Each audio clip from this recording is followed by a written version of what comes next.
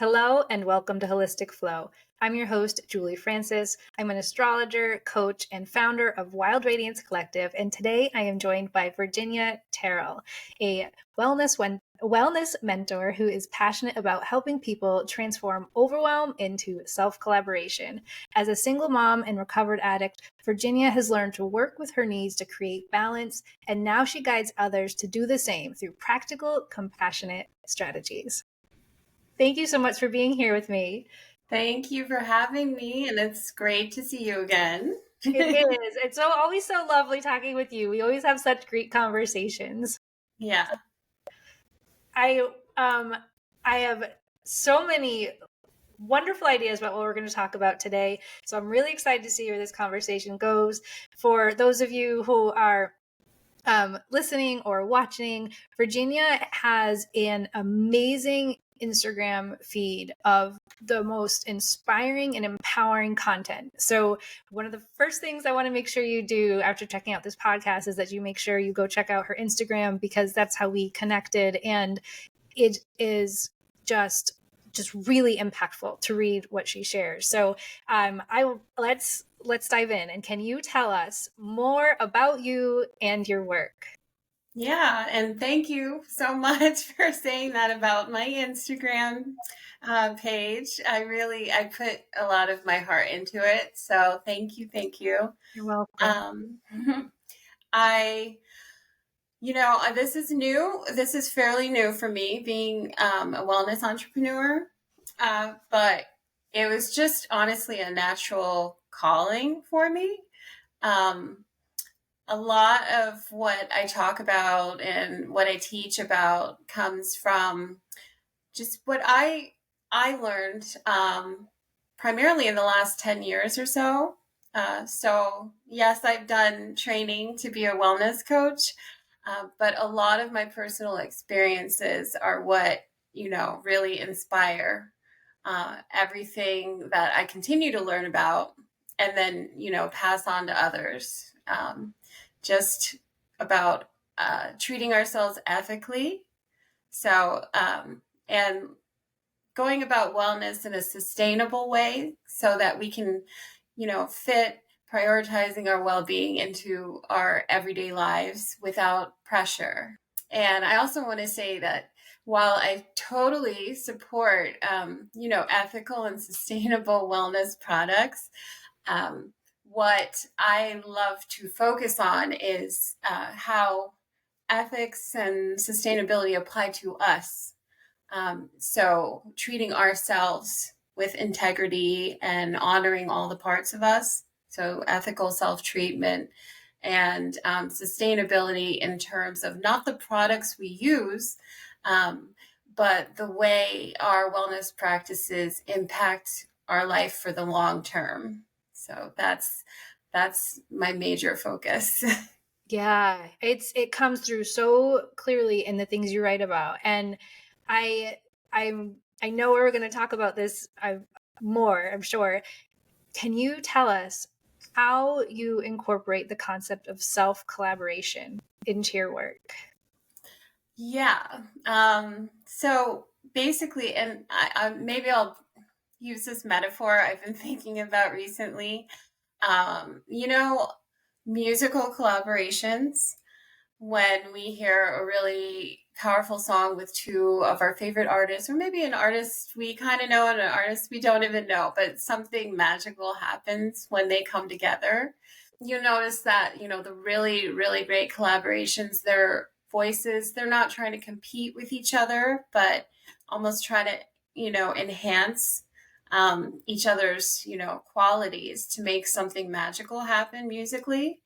So with self collaboration, I thought, we take the same idea and apply it to all aspects of our being, our mind, our body, our soul, uh, and, even what we're going through at the time. It's a way to meet ourselves where we are so that it lends itself to sustainable wellness because you're working with yourself instead of against yourself.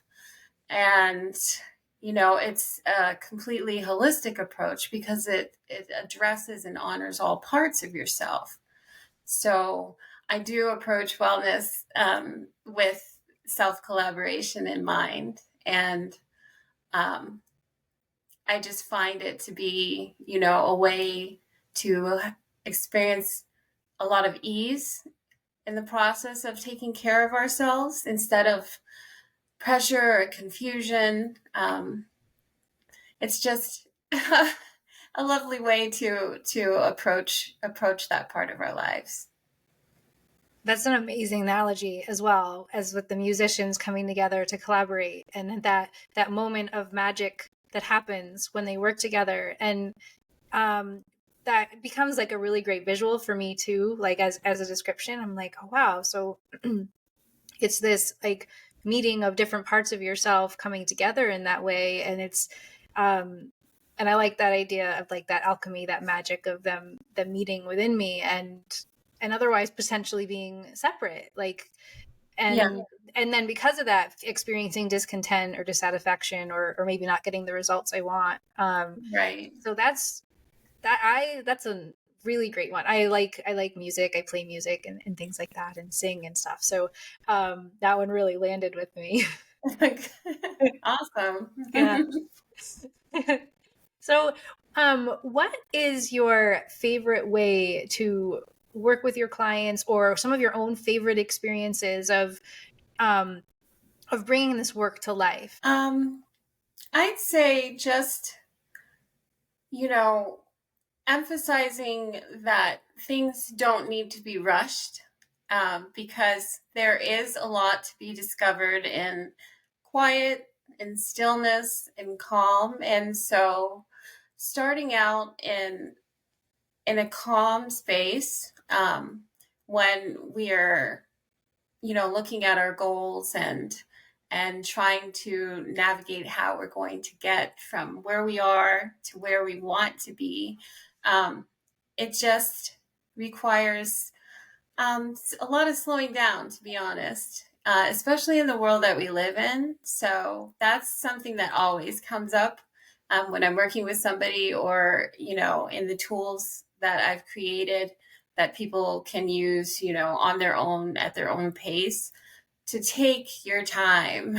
And that's also why I really love meditations and breath work, because it does support that. It supports regulating our nervous systems, and, just lends itself to better decision making, just really planning out the small steps that we need to take to reach our bigger goals, whether it's,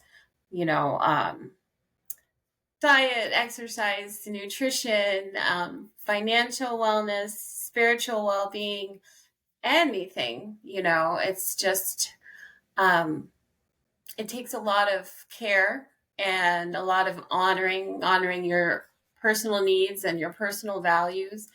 And I found, and several other people that I've worked with, that I've mentored, have found, it's a bigger difference. It's more fulfilling than, approaching wellness from kind of the perspective of getting what I need now, getting what I want now, quick fixes.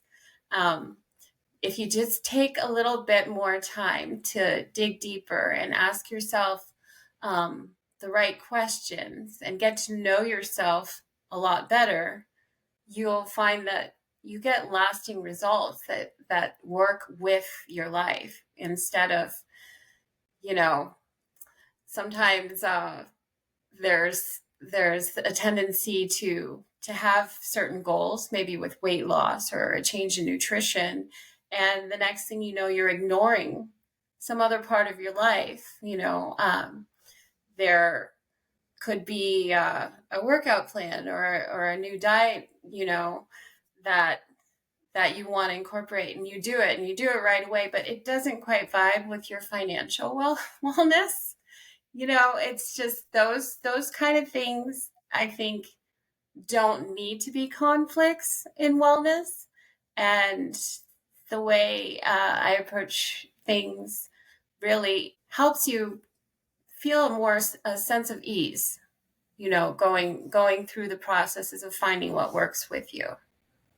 Yeah. So the first thing, there's so many things I wanted to mention that you just said. The one thing I want to just hone in on right now, because you just said it, was this concept that you have of being from conflict to collaboration, from conflict to self-collaboration. Like, Mm-hmm. that was a really great example of describing how how someone's values or even their needs, like actual basic needs, aren't aligned with some of these other things that they're trying to do in their lives. And so easily, especially whether it's internal or external influences, that we kind of get side railed, with Yeah. some of our things, like you're talking about, like ignoring something, and or just losing sight of it, and doing really well on the one goal, but then this other thing kind of going by the wayside. And I think that's really important. I'd love, can you tell us a little bit more about this conflict to collaboration concept that you've created too? Sure. I guess, it came from, like I said earlier, a lot of the things that I've experienced, and then it just made me think of all the people that are probably going through similar experiences, even if it's not exactly the same, but the experience of having certain needs, with your health and well-being, but feeling kind of blocked. Like how am I gonna get there? Like specifically for me, in the last 5 years or so, like simultaneously, I was a new mom. Had have very little children. They're barely 5 and 7 right now. So a new mom, and um, I was I was very overweight, and I found out I had high blood pressure, high cholesterol. Um, One of my children needed I needed to do some work to, find out what kind of support she needed in school for special education, Then I also was navigating a divorce, and this was all happening at the same time. And of course, I realized, like, first of all, my top priority here is how am I going to be healthy enough to take on all of this? Um, so there was my first conflict, how am I going to address my health issues while all this other stuff is going on, stressful stuff and somewhat traumatic stuff? And it seemed impossible, at moments when I saw it all, in front of me. But breaking things down into smaller achievable goals was really one thing that helped address the conflicts.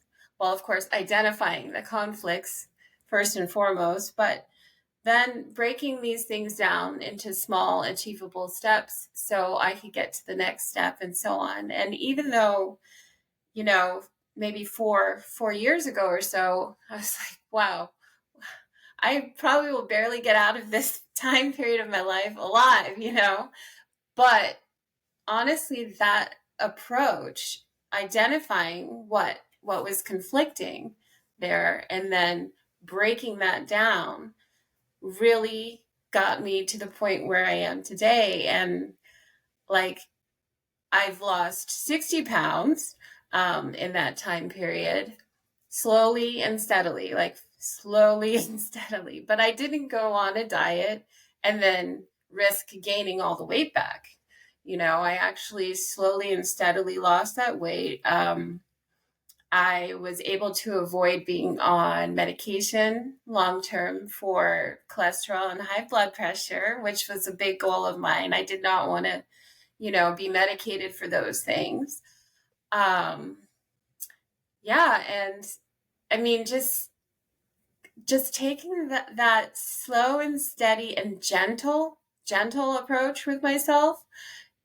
The results, yeah, it over a few years, that's the kind of length of time it's taken me to see these results. But the results came, and it wasn't stressing me out to do, what I needed to do to improve my health. It wasn't stressing me out to make sure that I was taking care of my daughter's, well, both of my children's needs, but my daughter's special needs, and then navigating the divorce. Like, everything, as difficult as everything was, it was all done with ease, which is just like, you see the smile on my face. Like, it's like I would love to, continue to share all the little things that made that possible with others, because I know that whether or not you're getting divorced or have little kids, there are so many things that kind of go up against each other in our lives. And what do we really need to be focused on when we're going through adversity? I think it's our well-being, right? Because how can you really even, take on challenges if you're struggling with your health and well-being? It's going to be much more difficult. So for all the people who are, even starting a new business, which is daunting, or caring for, aging parents, or going through a breakup, and whatever it is, there are much easier ways to take care of your health and well-being, and do it in a sustainable way, so that each time something inevitably comes up in life, you're still on track to be taking care of yourself, to be honoring your needs, to be compassionate with yourself. I mean, that, I feel, is like the ultimate sustainable approach to wellness, because it's, it's going to last, it's going to stick.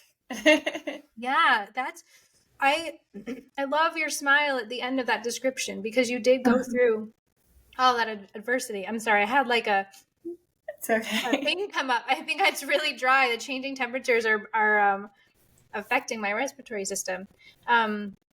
So one of the things so I love seeing your smile at the end of that, because you did pull through, and you were balancing so much, and so much what you're often describing is, this balance and this self-awareness and resilience and persistence. And one of the things that you mentioned earlier, which is something I'm personally going through a life lesson again with, and actually it's actually quite intense this time, is the sticking with something, even if you don't know what the outcome's going to be, when the outcome's going to happen, and allowing yourself to be in that space. So one of the questions that just came up for me as you were telling your story is, when was a time that you were in that space during this long period of time? You're managing all these challenges. Like you said, this wasn't like overnight change. Like, you took a really sustainable approach to all aspects of your being and what was going on in your life. Like, what was a time where you just felt like, I want results now, and I want them, and if they're not here, like, I'm XYZ. And what did you do to manage that in that moment? Like, how did you care for yourself? How did you speak with yourself? That actually, to be honest with you, that still happens. Like, when I say, oh, I want my business to be bigger than it is right now. Like, that's honestly, that's a real thought I have on a weekly basis. And that's just, I feel like, that's something, it's a little hard to break. Maybe those thoughts will not stop creeping into my head. But what's changed now is that I have a response for those thoughts. And I've experienced, trying to get to a certain place faster than, maybe healthy for me, or maybe it's not the best thing for me, but I've tried, to get something done faster, and I've seen it not work. Or and I remind myself, hey, remember how you felt last time when you rushed through something and you didn't feel like, it was, you really took the right amount of time, to give to it. I just remind myself of that, and then of my values, because I value things being whole, not being rushed. I value things that will last, and that's just the way I respond now to those feelings of wanting this now. I want it quickly. Like, I just respond in a totally different way. And instead of, taking a step forward to get somewhere fast and being knocked back 3 steps, now I see the result of, okay, I've made small incremental progress, but I keep going forward now. I don't get knocked back as easily. And I definitely would say values have a lot to do with that. Um, and I did take a lot of time to identify my values, along the way too. I think it's very important for people to revisit that, you know, not just one and done. Like, these are my values. Those are my values in 2000. They'll always be my values. It's actually something that, as we change, those things may change, and it's something that I encourage not a lot of people, anybody, to reevaluate from time to time, because focusing on those values that mean the most to us is definitely impactful, in our decision making and our achievements. It's very important, in my opinion. Yes, I agree. I often describe like what you're talking about, your response to these situations. For my own self, I think of it as like my own personal testimony of like any time I've gone back and I've experienced something that's been challenging, I've been like, you did it then, you can do it again, even if the situations aren't completely mirrored or the same. And one of the ones I've always used was when I was in my 20s, I went car free for a year. I was like, I am Mm-hmm. not going to own a car for a year. I am going to take public transportation, ride my bike, rollerblade, walk, whatever. And my bike actually ended up becoming my primary source. I actually had to invest. I had to save up for the bike. I had to calculate over a period of weeks, because back then, living paycheck to paycheck, and that's not always back then. Sometimes that's still the reality now. And so plotted through that, got the bike, and I worked at a bank. And I had the same drive through downtown, up the major hill, going up to the shopping district in town every day. It was a Mm-hmm. dangerous hill to bike up. It was a dangerous hill to bike down. And every morning I would say, you can do this. You can do this hill. Because I'd have to talk myself over it. It was one of those hills, like if you stop pedaling, you're just going to go bee, like go over to the side. So I would talk myself up this hill.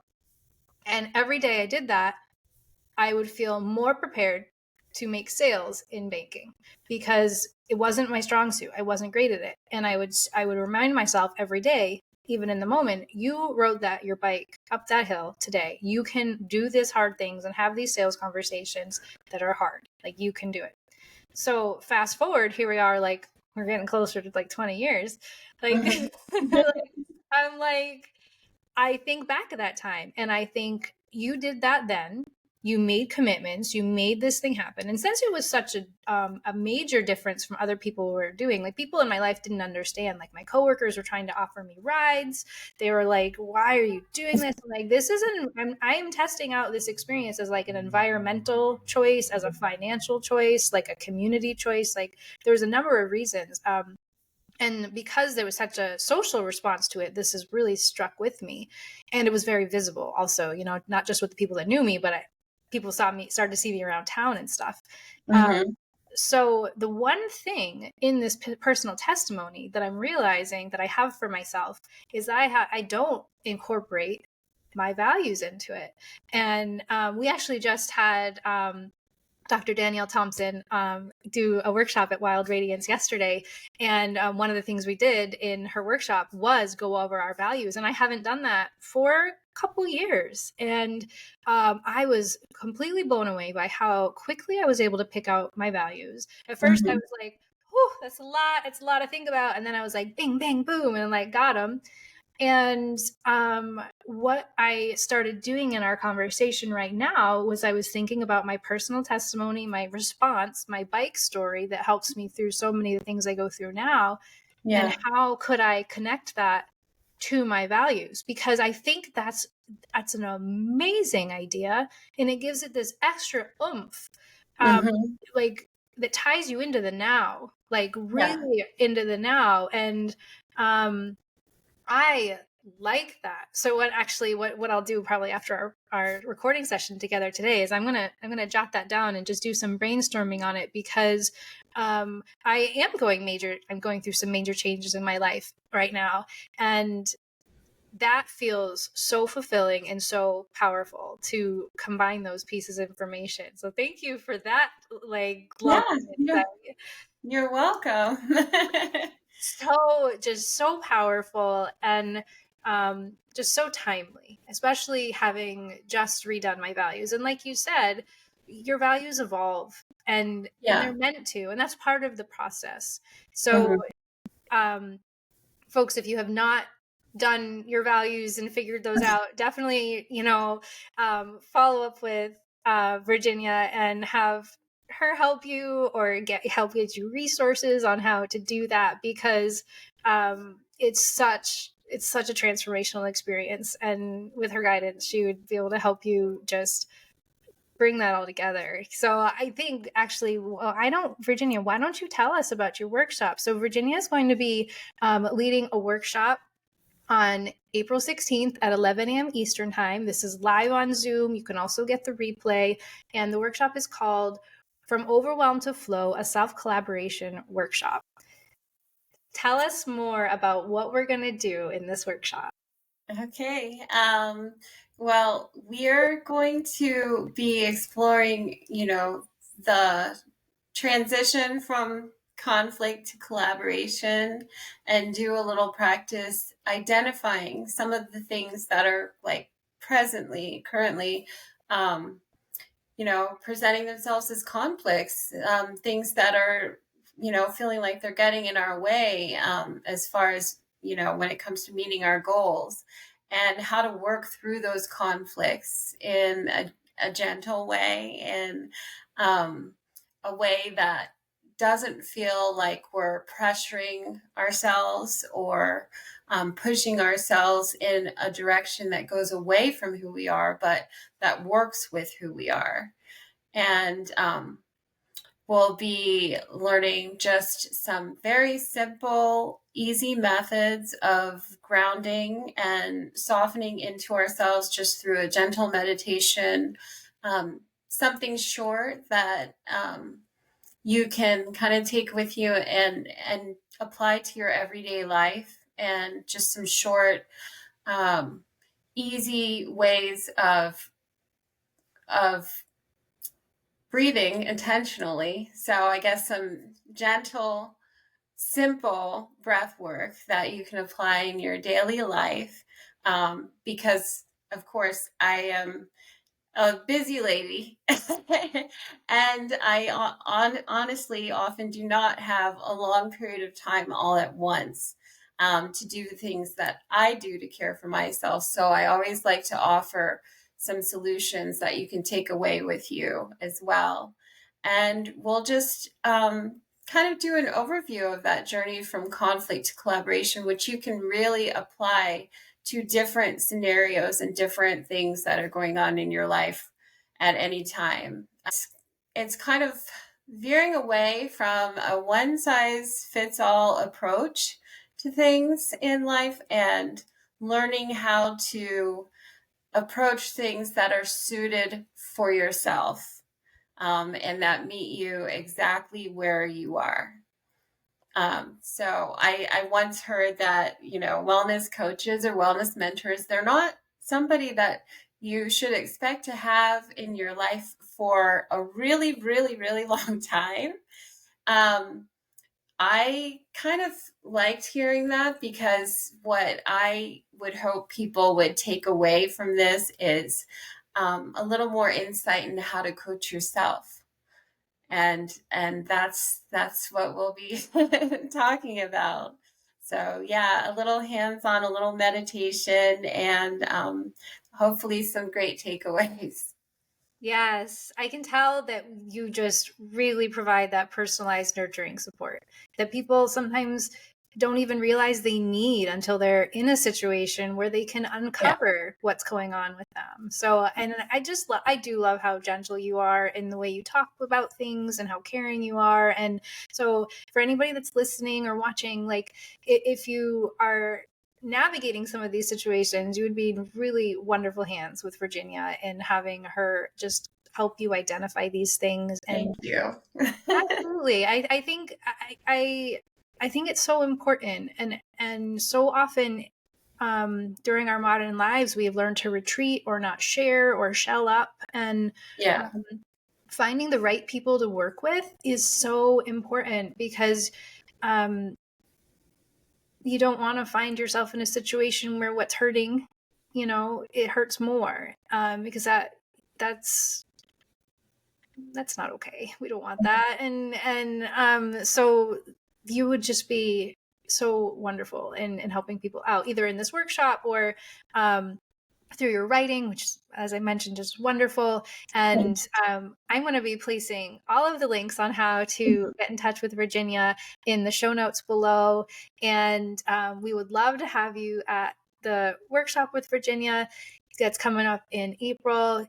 So, Virginia, before we finish today, what would you like to leave folks with? If there was one thing you could leave them with, like a message or an inspirational thought, and then just anything you want them to know about connecting with you or what you have coming up. Okay. Well, I guess what I would like to leave people with today is, I just encourage you to treat yourself ethically. I think that I had never really heard that, to be honest. And so I like to remind people of that as much as possible, that integrity, honor, respect, we often think of that as something we put outwards, to other people, other beings, other entities, whatever. But that's something that we need to give to ourselves. That's something that it's free, it's fulfilling, and it really, I don't mean to make this three F's, but it also fuels everything that we do, everything that we touch. I believe it really starts with the way we treat ourselves, and to consider, am I treating myself ethically? And if not, why? What do I want to do about it? Beautiful message. Thank you. Really important. And I have never heard ethically used in relation to self-care and well-being either. And I think you do a wonderful job of just exemplifying what that means. So thank you. Thank you. It's my pleasure.